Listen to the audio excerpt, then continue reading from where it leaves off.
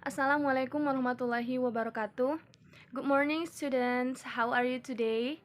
I hope you all are well. And before we start our lesson today, let's say basmalah together. Bismillahirrahmanirrahim.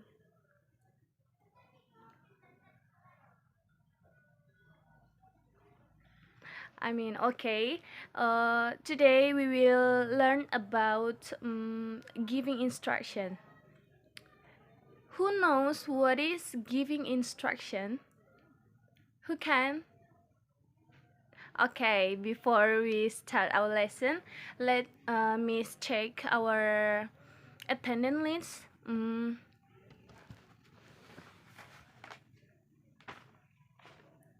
Okay, everybody, please look at in your left, your friends in the left and right, and the back and in the front of you, who didn't come to this class. What? Oh, Aisa didn't come. Yeah, who else? Oh, just Aisa. Okay. All of you are 21, and Aisa didn't come, so all of you are 20 in this today. And I will check your name one by one.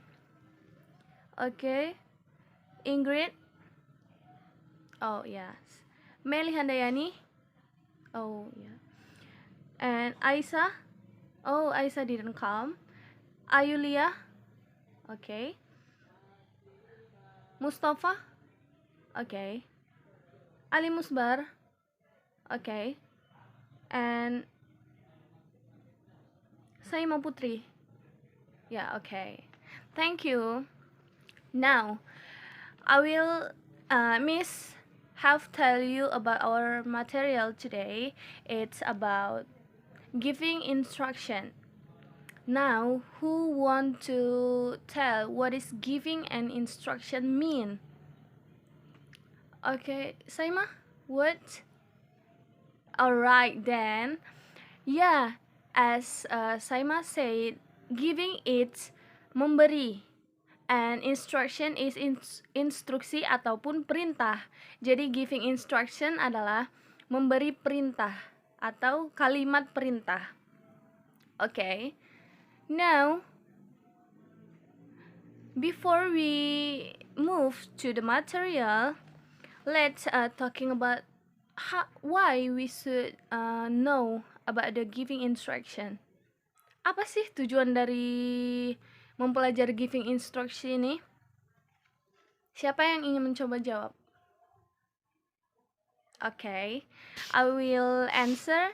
Jadi the purpose we learn the giving instruction is untuk memberikan anjuran ataupun sebuah suruhan kepada seseorang yang diajak lawan bicara. Jadi kita memberikan kalimat perintah. Jadi itu tujuannya, untuk memberikan perintah terhadap seseorang yang sedang kita ajak berbicara. Dan giving instruction itu adalah express that use to give or ask somebody to do something that what we want. Jadi giving instruksi itu adalah memberikan perintah kepada seseorang yang kita ingin dia lakukan, ataupun menyuruh dia seperti membuka pintu. Kan kita biasa menyuruh, misalnya si Ingrid nyuruh si Saima buka dong pintunya, nah kan biar ada udara masuk. Ya, itu termasuk giving instruction. Giving instruction. What is giving instruction? Giving instruction is an expression that used to give or ask somebody to do something that what we want. So, in bahasa, giving instruction is ungkapan yang digunakan untuk memberikan atau meminta seseorang melakukan sesuatu yang kita inginkan. Tujuannya adalah tidak lain untuk memberikan anjuran atau suruhan kepada seseorang yang diajak lawan bicara. Oke, next berikut adalah bentuk dari giving instruction. Oke, untuk yang pertama di sini ada giving instruction informal. Giving instruction atau memberikan perintah dengan bentuk informal. For example, listen to me, be quiet, be diligent, open the door, sit down, be honest, and don't go. Giving instruction informal biasanya ditujukan kepada seseorang yang sebaya atau seumuran dengan kita dan tidak disarankan untuk digunakan kepada orang yang lebih tua dari kita. Kemudian yang kedua, giving instruction formal. Giving instruction dalam bentuk formal ini biasanya digunakan untuk orang yang lebih tua dari kita. For example, please be careful. Let's go to school. Open the door, please. Please be quiet. Please be ready. Open your book, please. Dan biasanya ini digunakan dalam keseharian yang lebih formal ataupun lebih sopan dengan menambahkan kata please in the prefix or the suffix di awal ataupun di akhir. And the third is giving instruction using steps. Giving instruction using steps ini biasanya kita jumpai juga pada text procedure. For example, first open your book. Second, take your pen. Third, write a conclusion. Then collect to your teachers. Jadi di sini biasanya ataupun dalam bahasa Indonesia kita menggunakan step atau langkah-langkah. Ini juga disebutkan sebagai giving instruction. Jadi contohnya, pertama, buka bukumu. Kedua, ambil pulpenmu. Ketiga, tulis sebuah summary atau ringkasan. And then, kumpulkan kepada gurumu. Jadi kira-kira seperti itu. Nah, untuk memberikan sebuah instruction ataupun kata perintah kepada seseorang, dalam bahasa Inggris itu biasanya ada dalam dua pola yang paling umum digunakan atau yang biasa digunakan. For the first form, it's verb plus object. Verb di sini dalam bentuk base form atau kata kerja dasar. For example, di sini close the window. Close the window. Tutup jendela itu. Close di sini adalah verb and the window is an object. And then the second, read the book. Read di sini sebagai verb dan the book adalah objek. Read the book, baca buku ini. And then be plus adjective. Be plus adjective atau kata sifat. For example, be careful. Careful di sini adalah hati-hati. Careful adalah adjective. And the second, be quick. Cepatlah. Quick di sini adalah adjective atau kata sifat. Jadi kalau kita ingin membuat kalimat perintah, ini adalah verbnya. Yang pertama verb plus object, and then jika kita ingin membuat kata perintah dengan adjective atau without verb, ini adalah verbnya be plus adjective. So we move to another example to make it understand. Jadi di sini ada beberapa contoh lagi untuk membuat kita semakin paham tentang kalimat perintah. The first, sweep the floor. Sapu lantai ini. The second, wash your hand. Cuci tanganmu. And the third, iron this uniform. Setrika seragam ini. Nah, itu adalah contoh untuk memerintahkan seseorang untuk melakukan sesuatu. Namun, jika kita ingin memerintah seseorang dengan cara yang lebih sopan, kita tinggal menambahkan please. I know all of you know what please mean. So, this is, for example, sweep the floor, please. Tolong sapu lantai ini. Or, kita bisa membuatnya di awal kalimat. Please wash your hand. Tolong cuci tanganmu. Or, di akhir kalimat. Iron this uniform, please. Setrika seragam ini. Itu adalah cara yang lebih sopan dalam memerintah seseorang untuk melakukan sesuatu. Nah, sekarang bagaimana cara untuk memerintahkan seseorang tanpa menggunakan kata kerja? So, here we go, the example. First, be quiet, our teacher is talking. tenang atau diamlah, guru kita sedang berbicara. Second, be polite, he is older than us. Sopanlah, dia lebih tua dari kita. And the third, be brave, I know you can do it. Beranilah, aku tahu kamu pasti bisa melakukannya. Jadi quiet di sini diamlah, polite sopanlah, and brave beranilah adalah sebuah kata sifat atau adjektif. Dan sebelum kata sifat kita menambah be untuk menjadikannya kalimat perintah.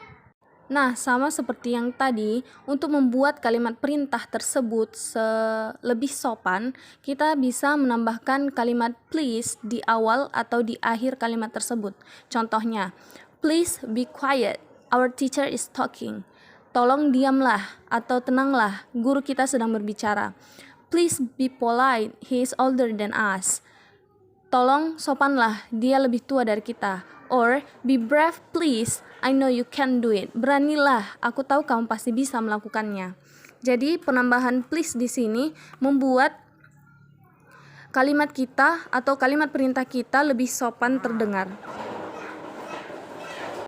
Oke, let's move. Bagaimana kalau di sebuah kalimat tersebut ada kata jangan atau larangan yang terdapat di dalam kalimat perintah? So here we go, the form or the pola. Don't plus verb or base form. Don't plus verb. Base form adalah verb yang dalam bentuk dasar. Untuk contohnya, for example, first, don't forget, jangan lupa. Second, don't eat my cake, jangan makan kueku. And the third, don't cheat, jangan mencontek. I know all of you know what don't mean. Jadi don't ini sering kita dengar, dan don't ini adalah singkatan dari do not atau jangan. Nah, untuk pola yang kedua adalah kalimat perintah larangan yang tidak memiliki kata kerja di dalamnya. Jadi bagaimana cara membuatnya? Yaitu dengan cara pola don't plus be plus adjective. Oke, mari kita lihat contohnya. Yang pertama, don't be noisy, jangan ribut. Don't plus be plus adjective noisy. And the second, don't be shy. Don't plus be plus shy or adjective, jangan malu. And the third, don't be afraid, jangan takut. Don't plus be plus afraid. Jadi noisy, shy, afraid adalah sebuah kata sifat atau adjektif. Ribut, malu, dan takut adalah kata sifat. Jadi sebelum kata sifat tersebut kita harus menambahkan be and don't. So it means don't be noisy. Dan dapat kita lihat di sini tidak terdapat kalimat ataupun kata kerja di dalam kalimat tersebut ataupun verb. Yang ada hanyalah adjective atau kata sifat.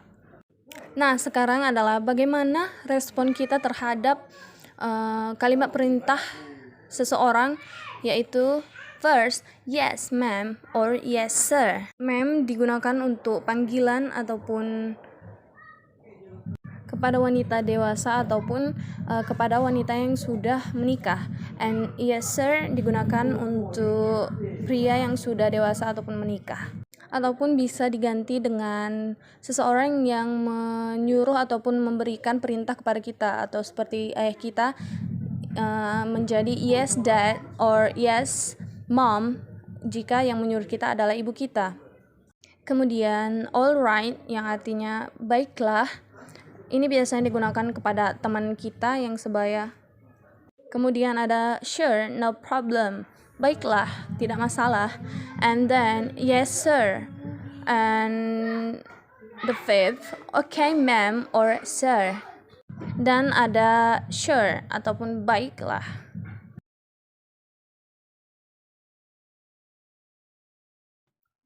And don't forget to use exclamation points in the end of the sentence. Jadi jangan lupa untuk menambahkan tanda seru setiap di akhir kalimat, karena itu menandakan sebuah kalimat perintah ataupun menyuruh seseorang. Dan juga penggunaan tanda seru tersebut adalah untuk penekanan akan makna atau sesuatu yang mengejutkan.